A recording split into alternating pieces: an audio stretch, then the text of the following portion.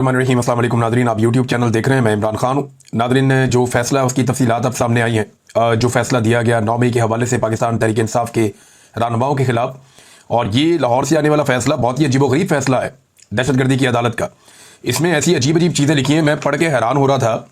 यानी इस फैसले के अंदर जज साहब ने गूगल का भी एक हवाला जो है वो शामिल किया है कि गूगल के मुताबिक जो है वो खुफिया पुलिस क्या होती है और वो किस तरह काम करती है। हत्ता कि ये तक इसमें लिख दिया गया जी वो होती है खुफिया पुलिस जो मुखालिफिन जो हैं सियासी जमातों के या हुकूमत के जो सियासी मुखालिफिन हैं उनके खिलाफ भी कार्रवाइयाँ करती है। ये जो फैसले की ओवरऑल तहरीर है ना, इसको आप पढ़ें तो आपको आइडिया हो जाता है किसी जज का काम नहीं है, ये काम किसी और ने डाला हुआ है। यानी इस फैसले के अंदर एक जगह पे यानी बड़ा मजे का एक पैराग्राफ है, मैं आपको थोड़ा सा पढ़ के सुना देता हूँ, आप बड़ा इंजॉय करेंगे।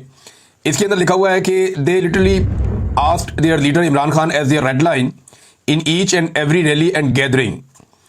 वो कह रहे जी हर रैली में और गैदरिंग के अंदर ये अपने लीडर को पाकिस्तान तहरीक इंसाफ वाले अपनी रेड लाइन करार देते हैं। ऐसा लगता है कि इमरान खान साहब की जो है वो तारीफें हो रही हैं इस फैसले के अंदर। और जनाब इसमें कोई डाउट नहीं है कि workers and supporters of Pakistan Tehreek Insaf take the advice and command of their leader Imran Khan as sacred one, कि वो अपने लीडर की जो कमांड है या उसकी जो एडवाइस है, उसकी जो नसीहत है या उसका जो हुक्म है, उसको वो बिल्कुल फॉलो करते हैं प्रॉपर तरीके से। ये वो समझते हैं कि ये काबिल एहतराम एक ऑर्डर है उनके लिए और वो उसको फॉलो करते हैं, और वो समझते हैं कि उनका लीडर उनके लिए एक रेड लाइन है। Even their rival knows very well that the workers and supporters of Pakistan Tehreek Insaf love their political leader being mystical figure. यानी वो कहते हैं वो बहुत ज़्यादा, इनके मुखालिफिन भी जानते हैं कि जो वर्कर और सपोर्टर हैं पाकिस्तान तहरीक इंसाफ के, वो बेपनाह अपने लीडर से जो है वो वालिहाना मोहब्बत करते हैं। Similarly the president accused of instigation never thinking of disobey the command and direction of their leader Imran Khan. वो कहते हैं इमरान खान की जो कमांड और डायरेक्शन है उससे वो कभी भी पीछे नहीं हटते। इस किस्म की बातें फैसले के अंदर देखी हुई हैं। यानी ये फैसला, मुझे ऐसा लगता ही नहीं है कि जज ऐसा फैसला लिखते हैं या जज ऐसा फैसला कर सकता है। जो ये पैराग्राफ पढ़ लें आप या बाकी चीज़ें आप पढ़ लें, आपको हैरत होती है कि इमरान खान साहब की तारीफें लिखी हुई है। वो ये बता रहे हैं कि इस लीडर को इसके फॉलोअर्स कितना ज़्यादा फॉलो करते हैं और कितना ज़्यादा इसके हुक्म को मानते हैं। यानी ये तो एक लीडर की बड़ी कामयाबी है कि अगर उसके फॉलोअर्स उसकी हर बात को मानते हैं और उसको फॉलो करते हैं और वो इसको अपनी रेड लाइन समझते हैं, तो एक लीडर को और क्या चाहिए होता है। लेकिन ये चीज़ें एक जज क्यों लिखेगा फैसले में? नॉर्मली ऐसी चीज़ें जो हैं वो किसी और सिमत से आती हैं। बहरहाल इसमें जो स्टार गवाहान है उनके हवाले से भी अजीबोगरीब बयानात फैसले का हिस्सा है, और फैसले में ये तस्लीम किया गया कि बात दुरुस्त है कि सरगोदा और फैसलाबाद की अदालतों में लाहौर से मुख्तलिफ बयानात दिए हैं स्टार गवाहान ने। यानी एक गवाह एक वकूए की एक जगह पे कोई और गवाही दे रहा है, दूसरी जगह पे कोई और गवाही दे रहा है, तीसरी जगह पे कोई और गवाही दे रहा है। इसके बावजूद अदालत उसकी गवाही मान रही है, बल्कि तीनों तरफ अदालतें उसकी गवाही मान रही हैं। फिर वो कहते हैं कि कभी भी इन गवाहान ने अपनी आमद और अपनी रवानगी की रिपोर्ट नहीं करवाई, यानी कभी रिपोर्ट ही नहीं करवाई कि हम जा रहे हैं या आ रहे हैं। और दोनों गवाहान के पास इत्तफाकिया तौर पे कोई भी मोबाइल फोन या ऐसा गैजेट नहीं था जिससे वो कोई ऑडियो और वीडियो फराहम कर सकते।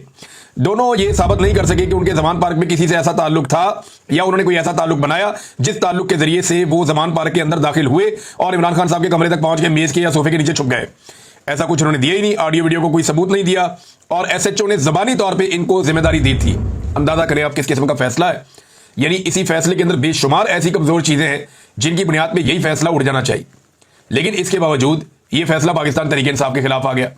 यानी पूरे फैसले में वो चीजें शामिल हैं जिनकी बुनियाद के ऊपर फैसला पाकिस्तान तहरीक इंसाफ के कारकुनों के हक में आना चाहिए था, लीडर के हक में आना चाहिए था, लेकिन एंड में जो फैसला लिखा है वो कुछ और आ गया।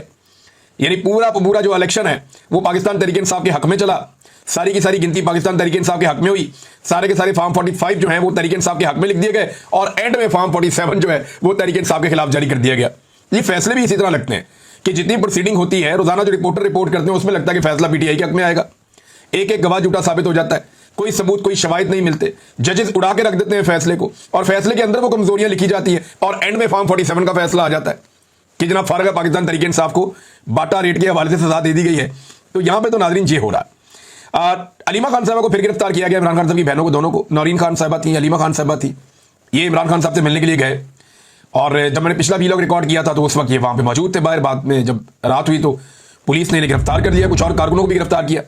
बाद में कारकुनों को रिहा किया गया और इमरान खान की बहनों को ले जाकर चक्री के पास रिहा कर दिया गया। ये पुलिस ने वतीरा बना लिया कि इमरान खान साहब की बहनों को गिरफ्तार कर लेते हैं, फिर गाड़ी घुमाते रहते हैं, फिर जाके 100 किलोमीटर दूर कहीं पे उतार के भाग जाते हैं। तो अभी तक तो यही सिलसिला चल रहा है। लेकिन इमरान खान की बहनें जो है वो हर दफा बड़ी बहादुरी से गिरफ्तारी दे देती हैं। वो किसी किस्म का जो है वो उनके अंदर खौफ नजर नहीं आता।